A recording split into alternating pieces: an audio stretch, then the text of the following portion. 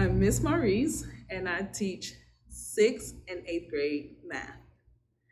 So I like to use HyperDocs, and the way that I found HyperDocs was through a VILS training course, the last one that we did, and we talked about the different ways we can integrate technology a little bit more into the classroom. And HyperDocs was one of the ways that I liked and started to investigate a little bit more about. So I use OneNote, and in OneNote, that's where I mostly use the HyperDocs. In OneNote, I try to make everything a one-stop shop, because before, my students were going all over the place. They will go to Office 365 for one thing. They will go to Khan Academy. They would go to Nearpod, and it was hard for them to keep track of me going to the different places. So what I decided to do was to create a HyperDoc in OneNote, or create a link in OneNote, so the students will have a place to go to so they won't get confused. So I use Microsoft Forms. I still use Microsoft Forms, but in OneNote, I can copy the link from Forms and put it into OneNote so they won't get confused or get crazy or anything of the sort, and it's right there for them. Also give them Khan Academy videos and extra practice links so they can get extra help. So in the videos, I can copy the link either from YouTube or from Khan Academy itself, and paste it in OneNote, and the video comes up automatically. In OneNote, they come up automatically because it's just a video that's in there. And they could look at it there. They don't have to go into a web browser. If they need the extra practice, they could click I make a link in OneNote so they could go to that page automatically, and they can do the practice problems. I'm creating a document for 6th grade, and we're getting ready to talk about properties of operations. So I start by looking at the exit ticket, what needs to be assessed.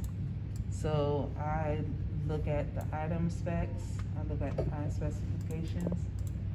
So this is the standard I'm looking at, and I always use the sample question to get a feel of what the standard should be, what they're going to be assessed. Like, they need to know the properties of operations, they need to know the distributed properties, things of that nature. So I usually just copy this question and put it in Microsoft Forms. A lot of times I just copy and paste it and then type in the answer choices. So this is when it's great to have this dual screen, right? Yes. Because you can work on both screens at both once. screens at the same time, so you know what question you're looking at, and then you could copy it in. So you use the exit ticket as to assess. Okay. As a Yes. formative assessment. As a formative assessment. To yes. drive the instruction for the next lesson. Right. So are the kids able on Microsoft forms, they aren't able to actually show their work, correct? They won't be able to show their work, but if I add a new question, I can put an upload, a file upload part where they can do it on paper, and then they will be asked to upload their work. Can they possibly do it on an iPad, like on a Yes, and they could maybe on Notes or something like that? Yes, they could do it in OneNote, show their work, take a screenshot of it, and also upload it that way as well. Okay, I know it. Right. So this is basically what it is, and then once I am finished, when I share it, I'm gonna use that link. So when I put that link into OneNote, they'll be able to go straight to it. So that's all part of the HyperDocs. Okay. Since I use a lot of links for them to go to either look at videos or get extra practice. So when I do it with the class, a lot of times they're right in OneNote, but at the end, since they have their exit ticket, it'll go straight to the exit ticket and grade itself. They'll grade itself, but then they also have extra practice questions if they're either confused or just want the extra work. Okay. So in the HyperDoc, once they click on this link, even if, do they have to be logged into Office 365 in order to access the quiz? Yes, okay. They have to be logged into Office 365. And plus, it's already automatically logged into their Office 365 because it's in OneNote. Gotcha. Oh, right. That's absolutely right. That makes a lot of sense. So I'm just going to copy. I'm going to create a new OneNote page.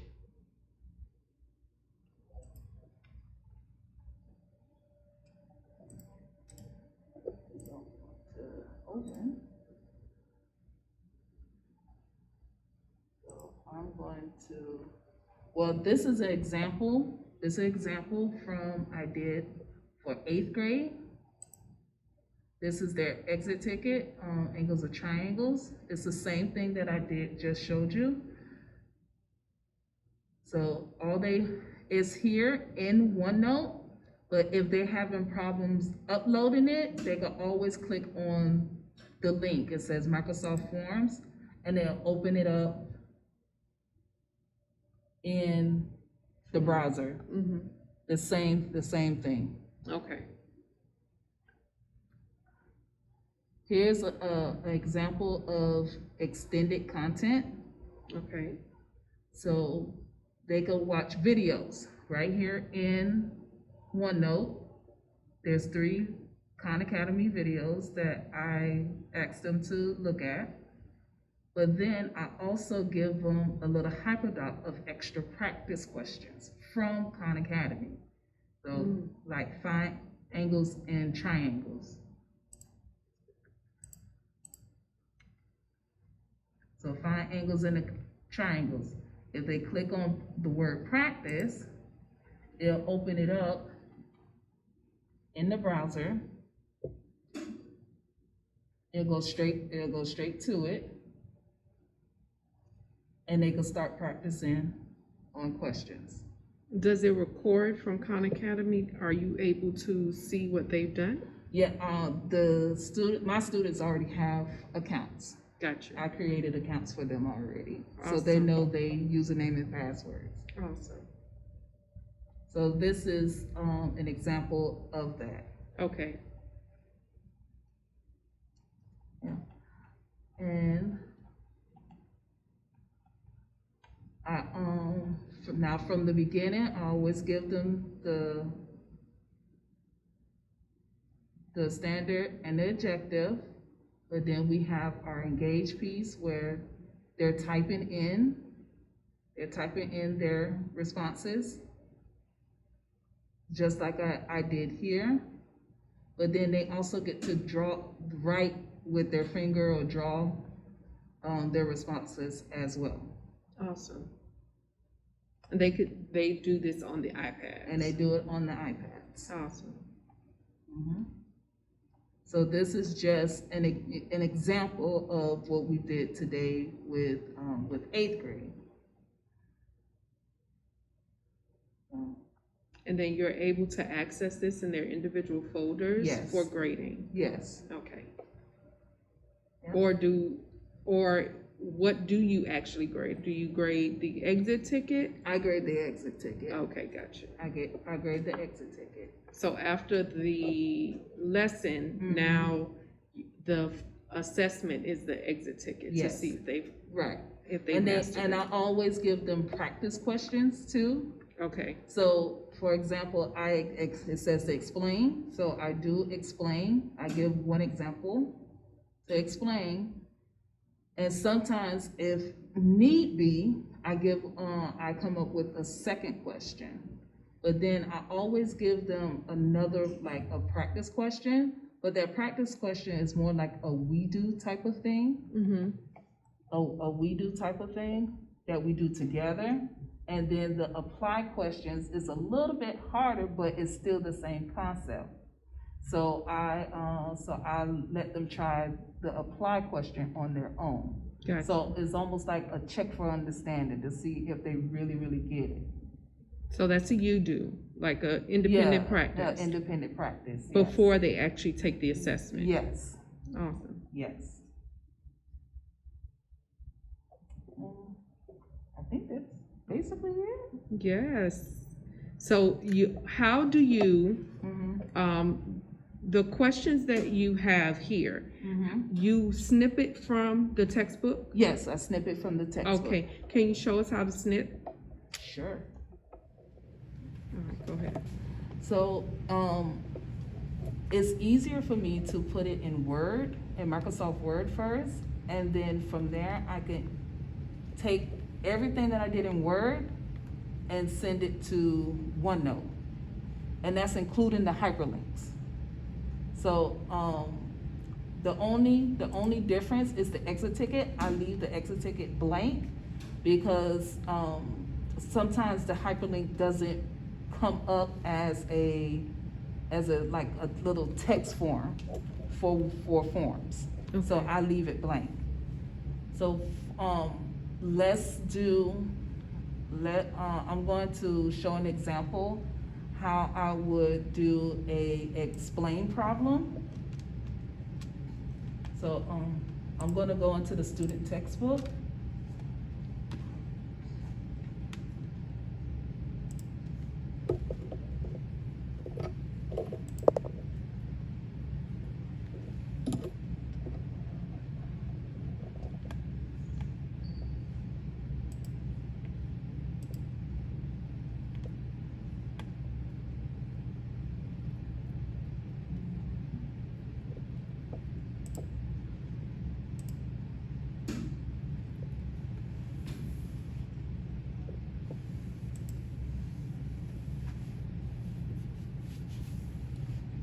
So what I'm looking at is we're talking about properties. And we're using the properties to create equivalent expressions. But first I have to explain what are the properties. So I want to snippet or this page into my document. So I use the cut and snip. I have it saved at the bottom. The snip and sketch, I have it saved at the bottom of my screen. And when I click on new, I can pretty much. Is that a application that's already on the computer? Is already on the computer. So what do you search on the computer to find it? You can search snip. And it comes up, it says snip and sketch. Okay. Sometimes you'll also see a snipping tool. That's the one I use. Yeah, the snipping tool. The snip in Sketch is a little bit more accurate. You can, after you snip it and it didn't come out the way you want, you can crop it. Okay. With just the regular snipping tool, you cannot crop afterwards. Okay. With No, the snip you're in, right. with the snip in Sketch, you can crop, so you can change the side if it didn't come out the way you wanted it to come out. With the snipping tool, you'll have to do it all over again. Right. No, you do. So once I do that, I copy it and I put it into my Word document, and then I adjust the size because it's going to come out big. However big you snip it, that's how big it's going to be. Okay. So I try to make it big anyways, so when it does make it smaller, it still is all the words and stuff looks intact. Right. Because if you don't, and if you wanted to make it bigger, it's going to be distorted. Right. So I rather have it big and make it smaller.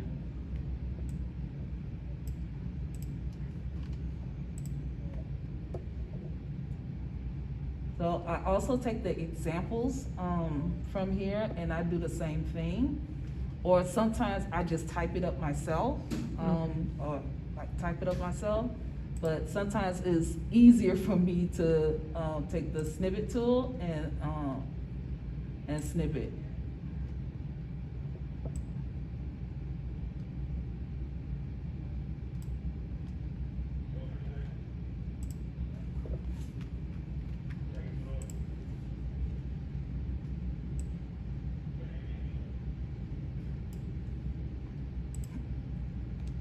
And I also make sure I create space underneath.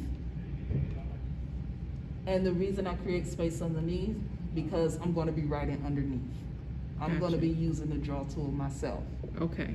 So, because if you don't do it, when you do copy and paste to OneNote, it's not going to have the space either. Right. So it's either you do the space now or later. Gotcha. So, I like to do it beforehand so I won't have to create any space. It's already there.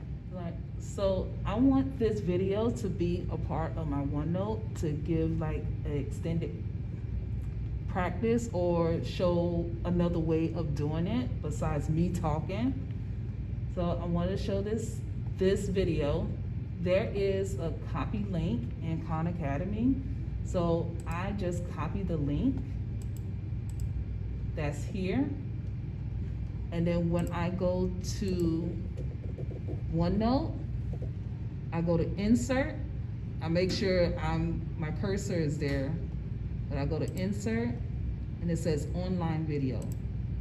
Oh. And then I paste the video, click OK, and the video automatically comes up here. Awesome. Okay. The video automatically comes up here. But if I want them to practice, give them some practice problems based on the video, I'll go to that page where the practice problems are, and I just highlight the title, and I put it into, and I paste it right here on OneNote. And I put in parentheses practice.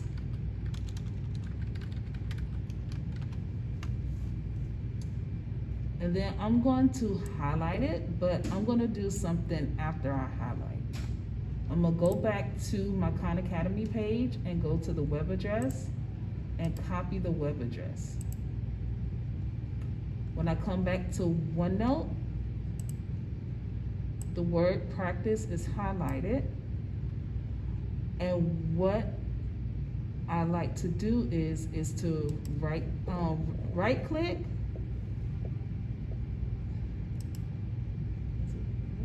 No, it's not here. Nope. In some cases, it's not here.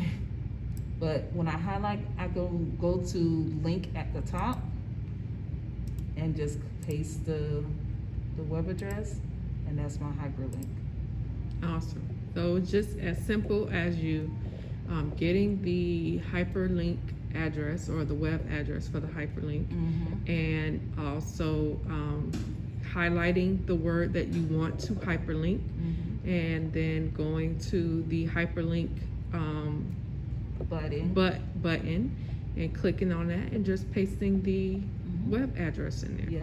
So then the other question is, I know like Google Slides and on PowerPoint as well, you can link to other things in the actual document. So let's say you want to link back, have a link that goes back to the top.